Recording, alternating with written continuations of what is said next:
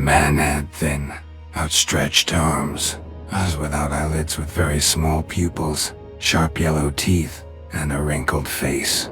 Just looking at him made it more and more frightening. My name is Jay. I am 24 years old. I work in an office. I live an ordinary life. I earn not much, no wife, no girlfriend. Every day is the same. Work home, home work. I like to spend my weekends in complete isolation from the bustle of the city.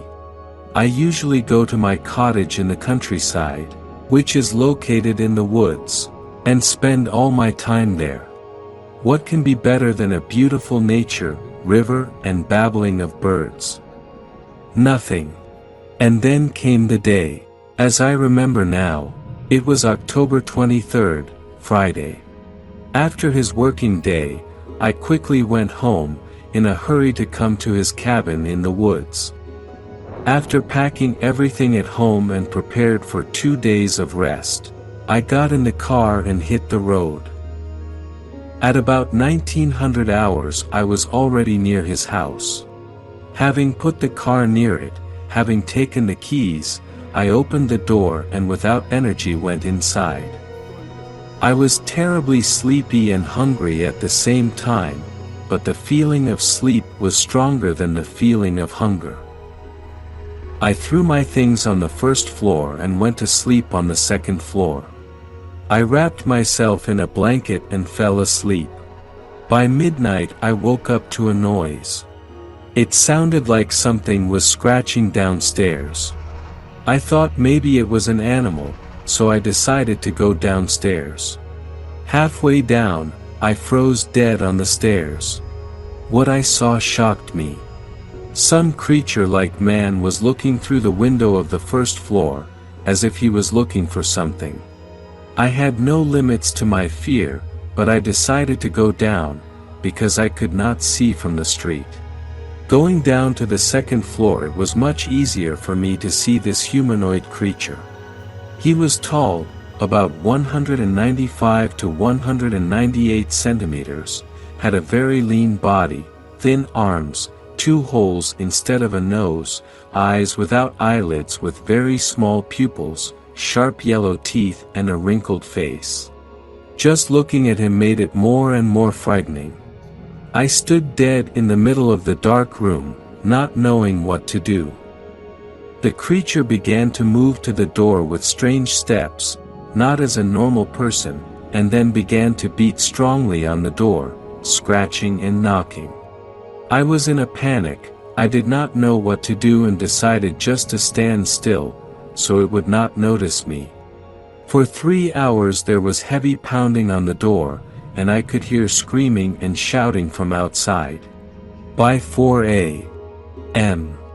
everything stopped. I was not sure if it had left, so I just sat down on the stairs and fell asleep. When morning came, I got up and with fear ran out into the yard.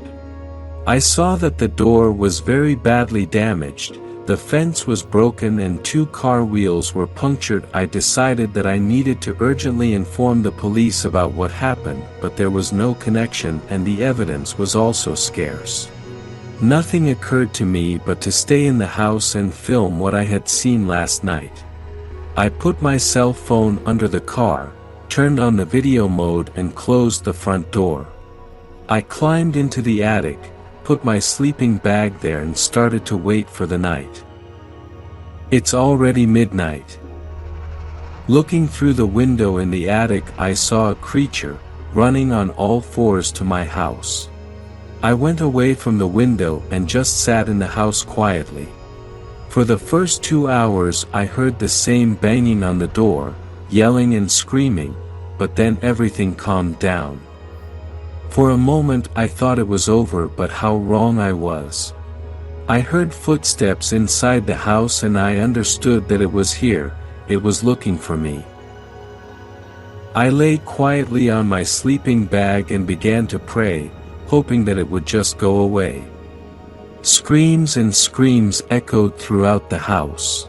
and I could hear the violent blows from its skinny arms. Eventually I fell asleep from exhaustion. When I woke up with great fear, I went down from the attic and saw what had happened to the house that night. Everything was broken, the furniture was lying on the floor, things had been scattered and torn, and the door had been broken off its hinges. Having quickly grabbed everything I needed, I went outside and ran towards the track.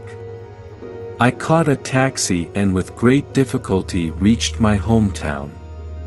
When I got home and slept, I saw how greedily it tried to get in and how hatefully it ran out.